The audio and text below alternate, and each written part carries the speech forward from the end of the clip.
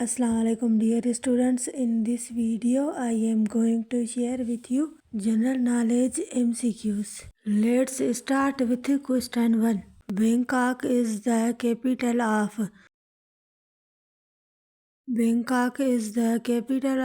Thailand. Bangkok Thailand country का capital है. Question 2.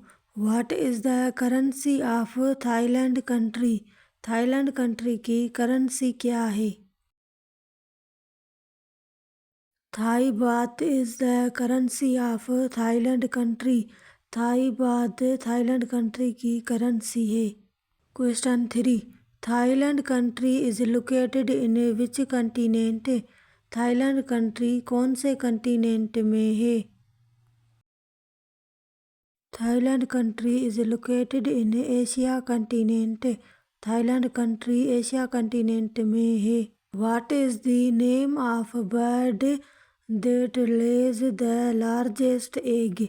वो कौन सा पंछी है जो largest egg देता है? Ostrich is the bird that lays the largest egg. Question 5. What is the old name of Iran? Iran का पुराना नाम क्या है? Persia is the old name of Iran country. Iran मुल्क का पुराना नाम पर्शिया है. Question 6. What is the currency of Iran country? Iran मुल्क की करेंसी क्या है?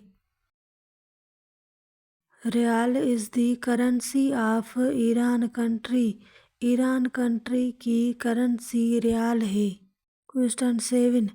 What is the official language of Iran country? Iran मुल्क की ऑफिशियल लैंग्वेज क्या है?